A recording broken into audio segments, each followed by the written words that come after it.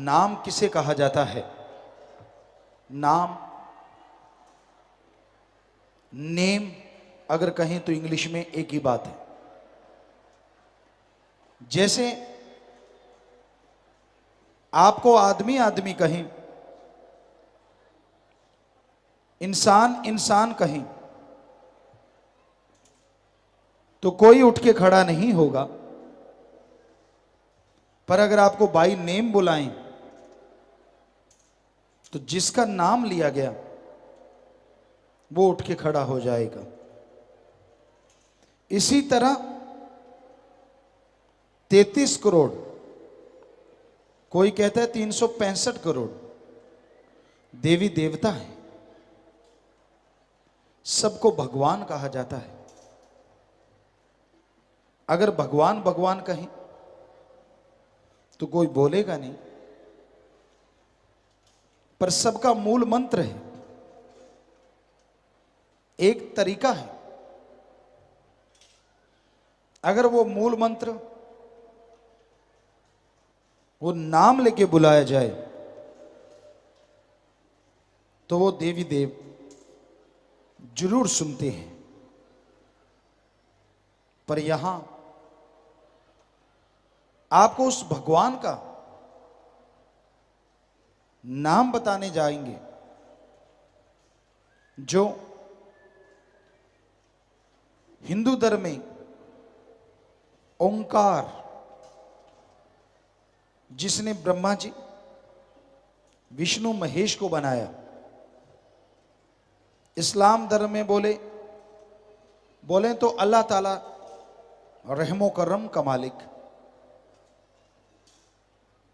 ईसाई धर्म में बोले तो द सुप्रीम पावर गॉड।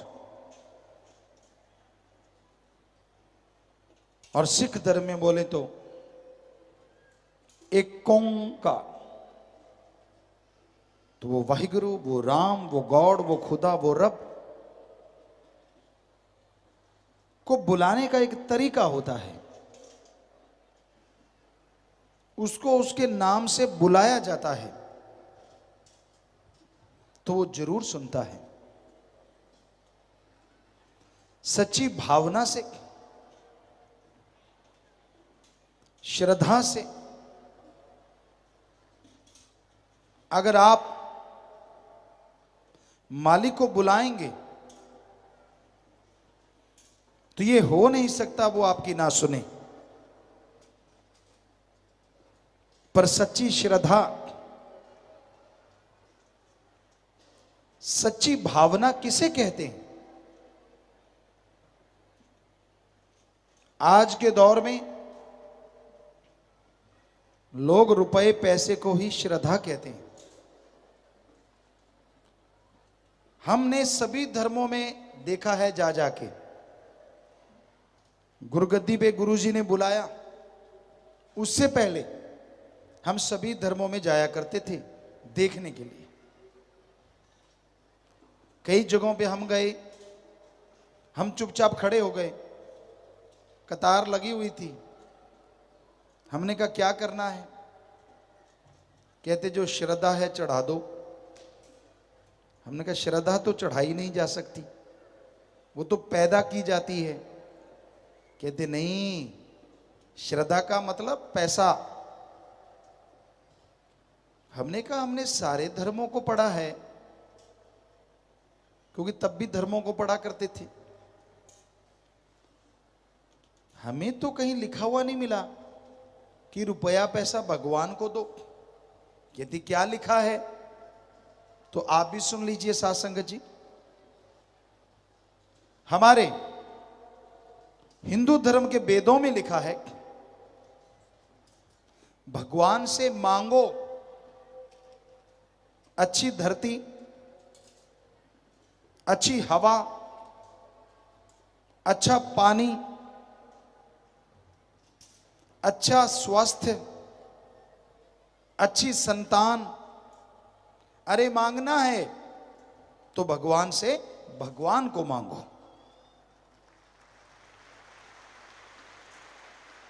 हमारे इस्लाम धर्म में लिखा है,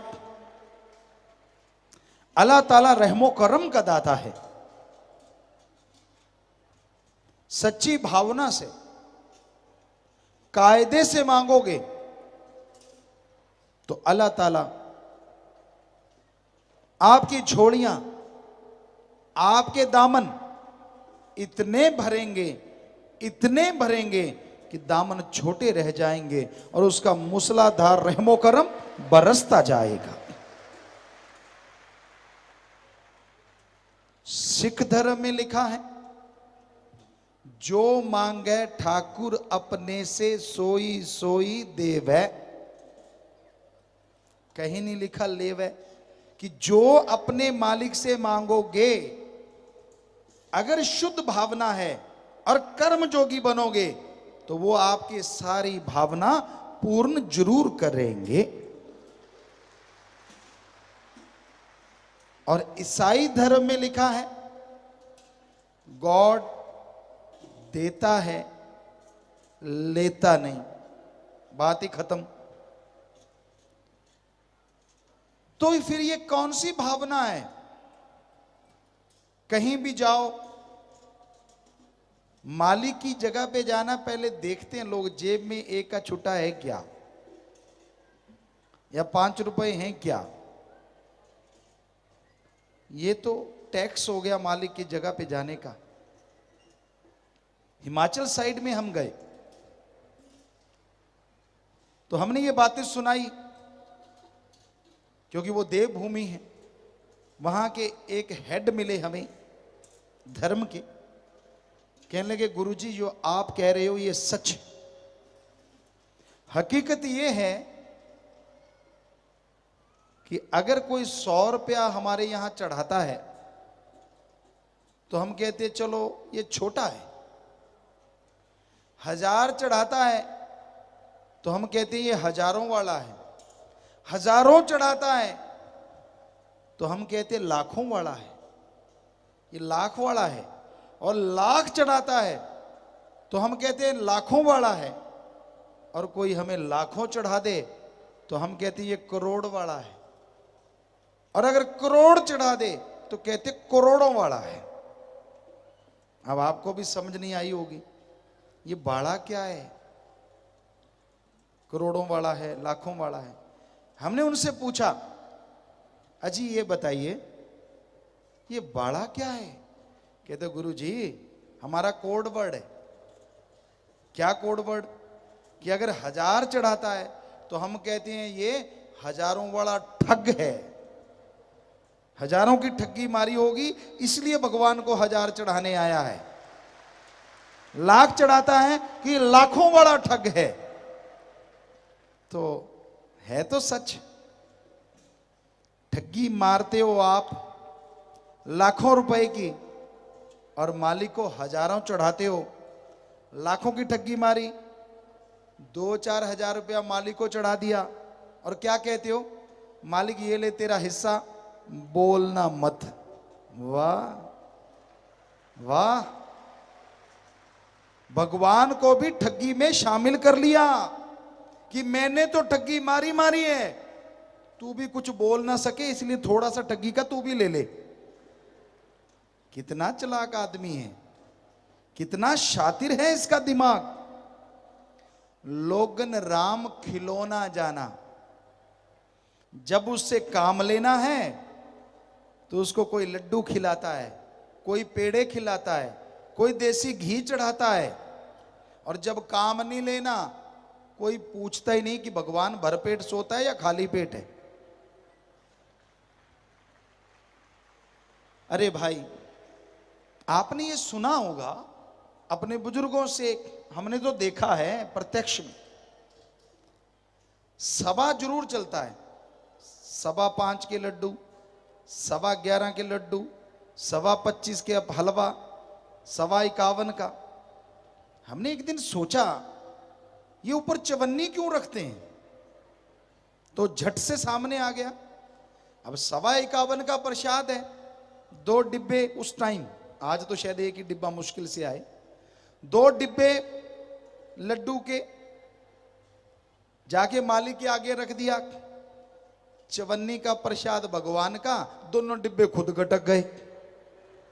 इसलिए चवन्नी ऊपर रखते हैं कि तेरा तो चवन्नी का है सिर्फ, बाकी तो हमारा है। आज आपको सच सुनाते, रोज ही सच सुनाते हैं। सच थोड़ा कड़वा होता है, पर है ये सच। अरे भाई, आप मन्नत मांगते हैं, मालिक मैंने 5 लाख लगाया है, तू ऐसे करना 5 का 10 लाख कर देना, मैं तुझे 51 का प्रसाद चढ़ाऊं, ओ 51.25 का प्रसाद चढ़ाऊंगा। अरे अरे अरे अरे अरे, जो भगवान अल्लाह गॉड वाहिगुरु परमात्मा तेरे 5 लाख का 10 लाख बना सकता है, क्या वो 125 का प्रसाद हलवाई के दुकान पे जाके खुद नहीं खा सकता?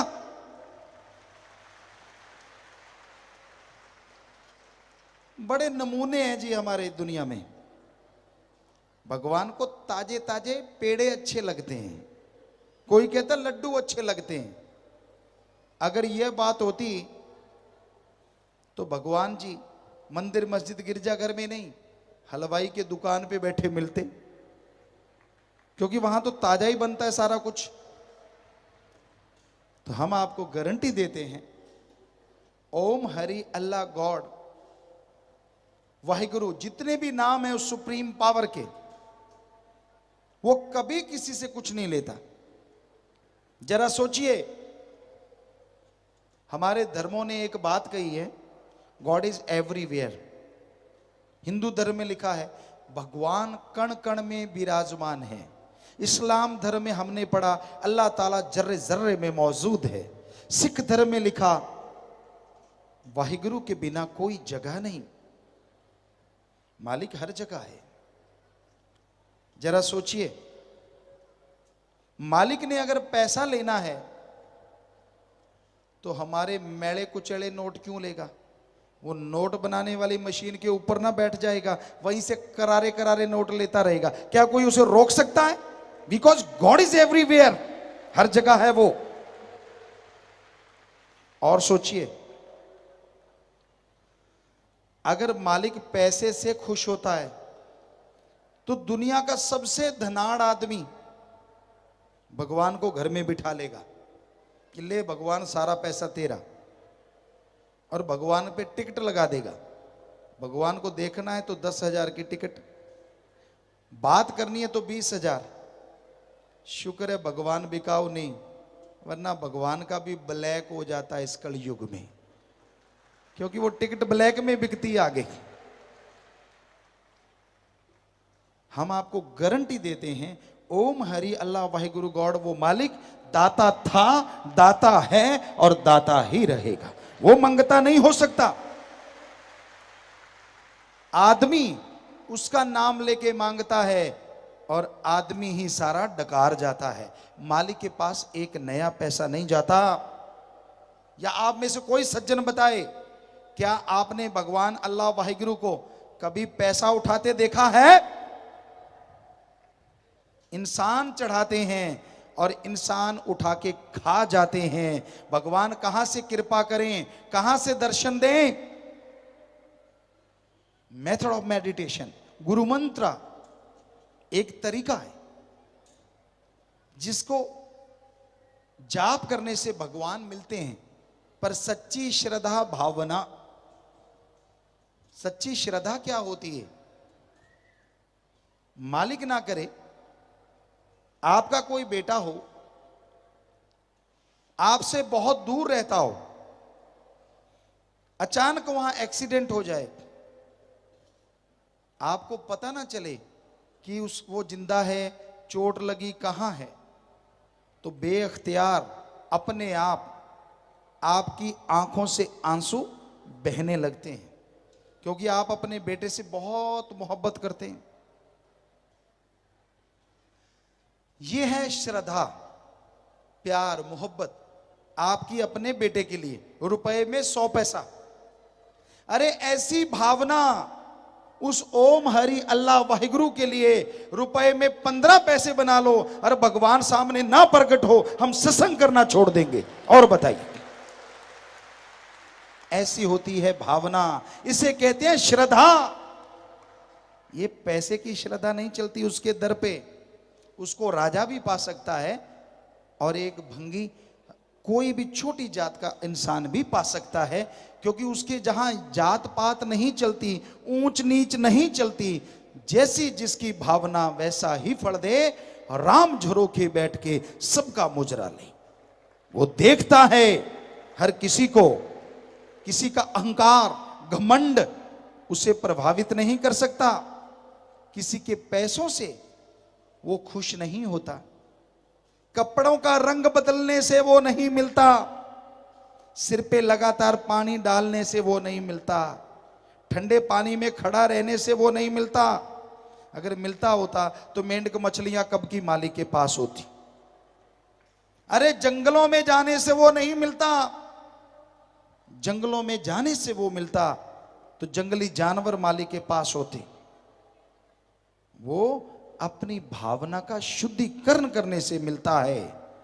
जिनके विचार शुद्ध हैं उन्हें ही मालिक के दर्शनों का एहसास होता है। उसी के अंदर विल पावर चरम सीमा तक बढ़ जाया करती है और सफलता कदम चूमती चली जाती है।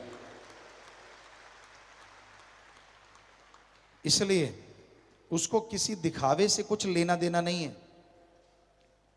आदमी सोचता है मैं भगवान का नाम क्यों जपूं, अच्छा पैसा है, गाड़ियां हैं, हवा में उड़ार जहाजों पे चढ़ते हैं, मजे लूटते हैं, हमने भगवान से क्या लेना है।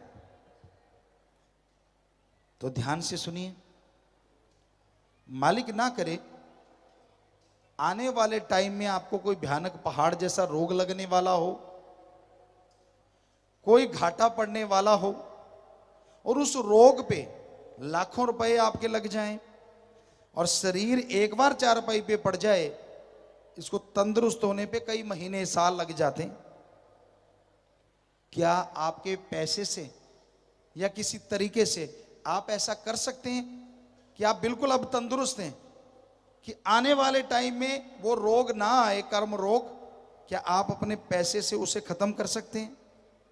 नहीं कर सकते। सोचने वाली बात कि फिर वो सारा पैसा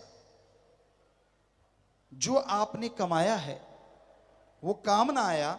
ऐसे टाइम में अगर आप थोड़ा टाइम, आधा घंटा सुबह शाम, चलो इससे भी कम, सुबह शाम रूटीन में मालिक के नाम का जाप करते हैं तो पहाड़ जैसा रोग कंकर में बदल जाएगा। ये 100% गारंटी है। इसलिए प्रभु का नाम लेना चाहिए।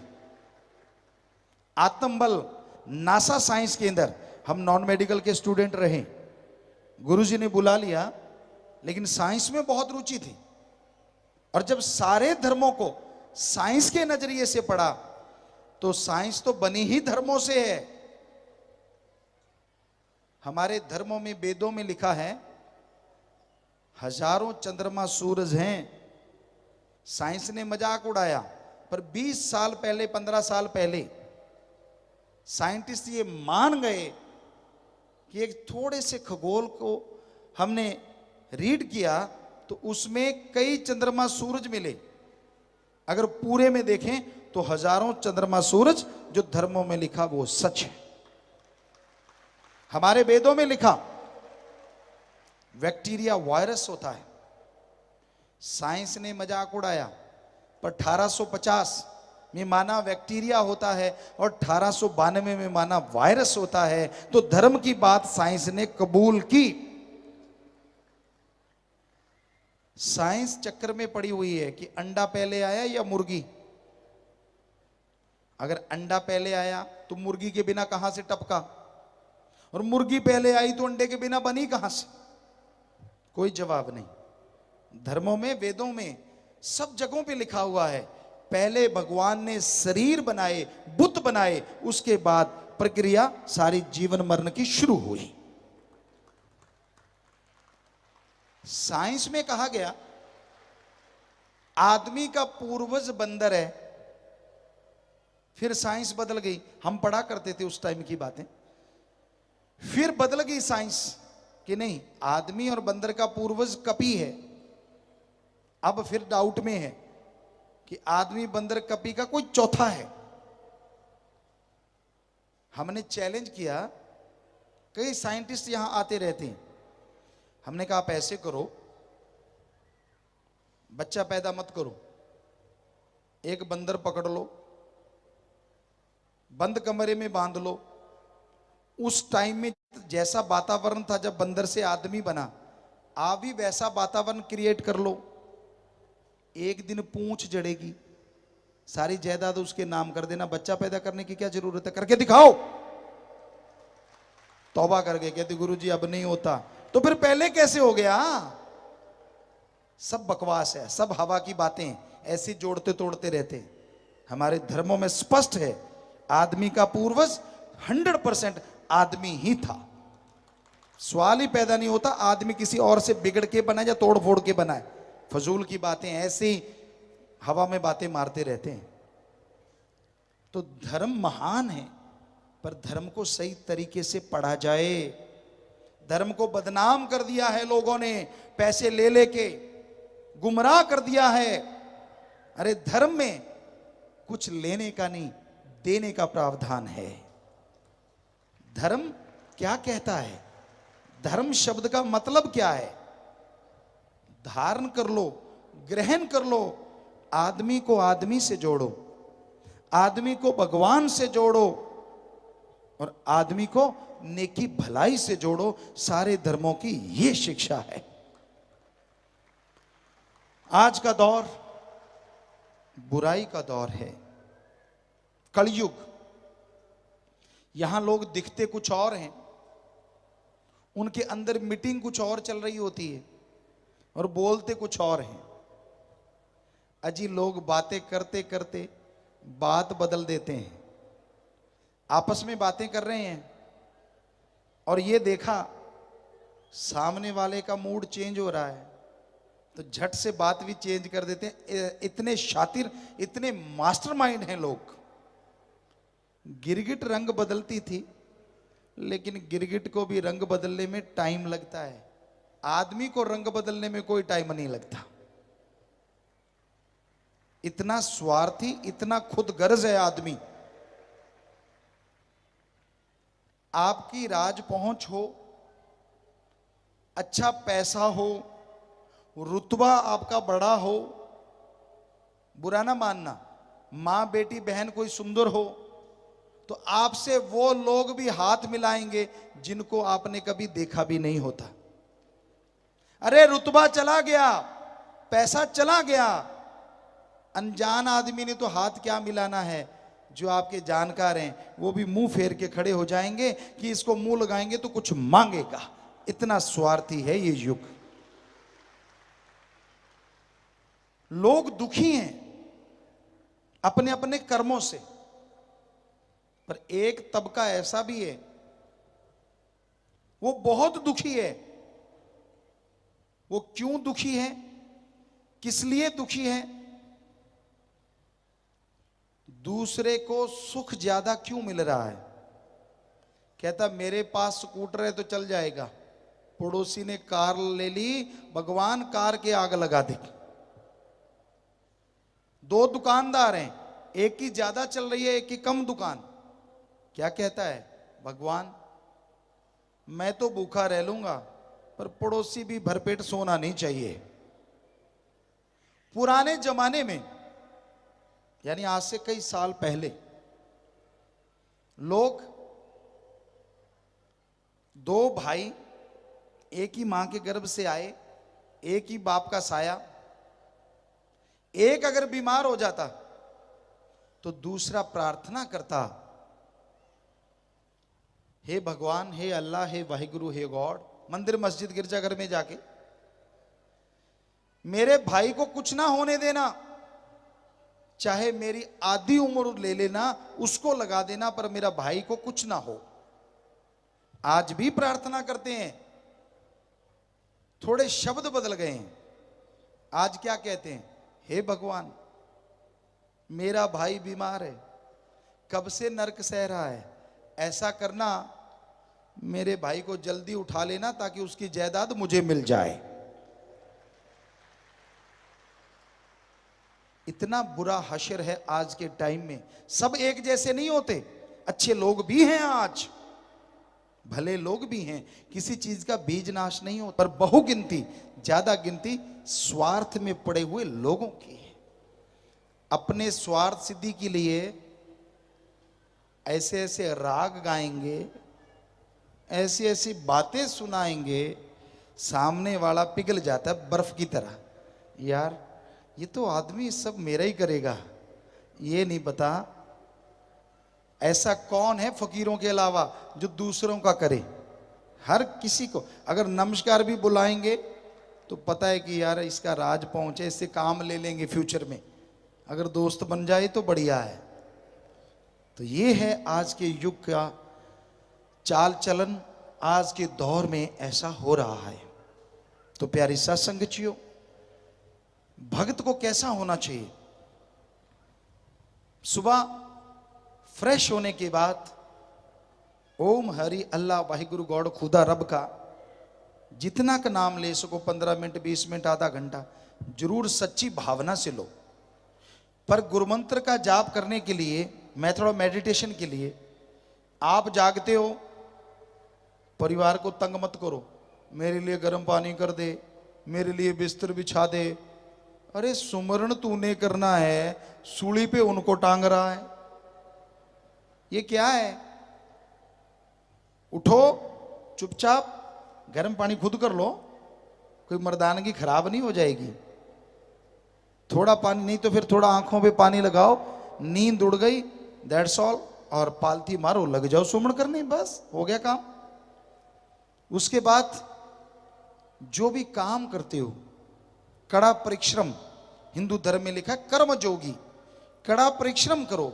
इस्लाम धर्म में हक हलाल की रोजी रोटी, सिख धर्म दशानुवादी किरत, और इंग्लिश फकीर हार्ड वर्क।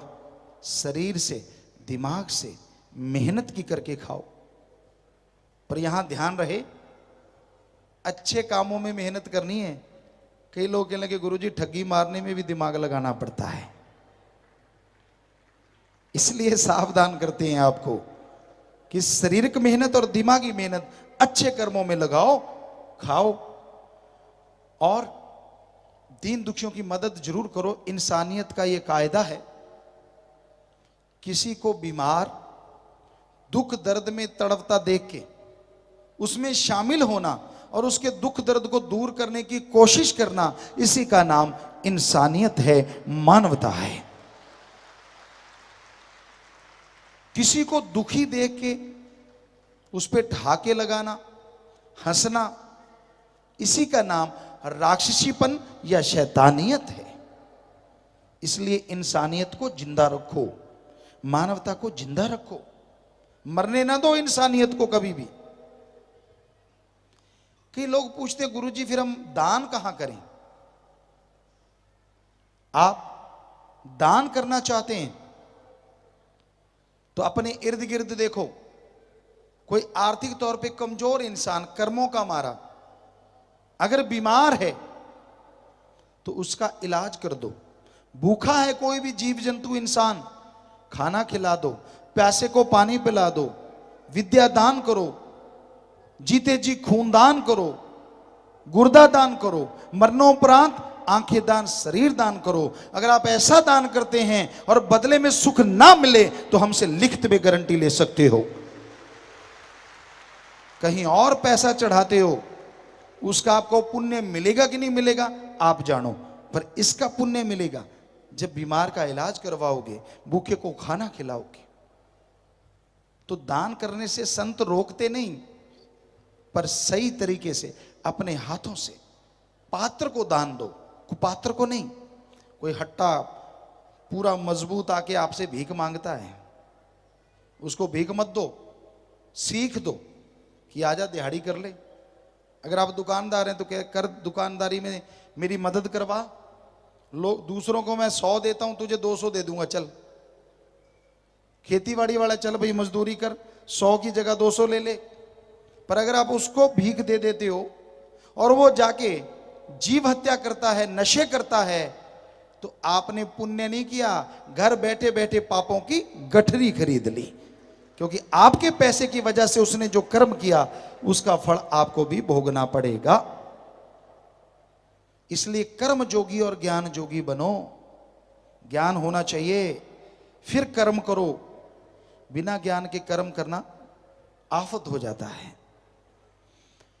तो भाई संतों का काम बताना होता है, संत सिखाते हैं, समझाते हैं। सुन के जो अमल कमाया करते हैं उनके बेड़े पार हो जाया करते हैं। सच्चा गुरु संत कौन होता है? गु का मतलब अंधकार और रू का मतलब प्रकाश। जो अज्ञानता रूपी अंधकार में ज्ञान रूपी दीपक जला दे और बदले में कुछ ना ले, वही सच्चा गुरु होता है। संत जहां भी होते हैं और सबकी मांगत खैर, सबों से हमारी दोस्ती नहीं किसी से बैर। जो मालिक से प्यार करेगा उसकी औलाद से नफरत कैसे कर सकता है?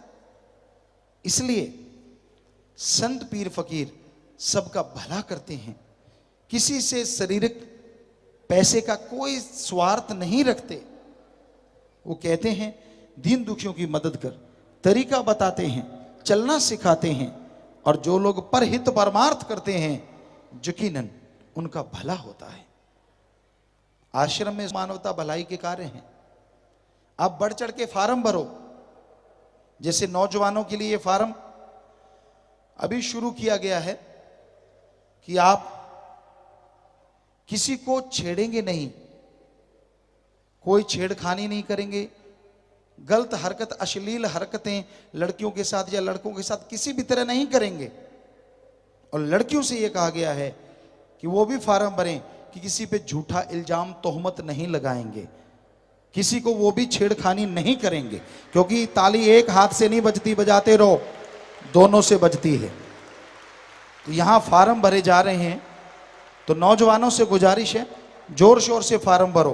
तो गुजारिश है जीते जी खूनदान कीजिए, मरणोपरांत आंखें दान, शरीर दान, पेड़ पौधे लगाइए, सफाई महाअभियान में शामिल हो जाइए।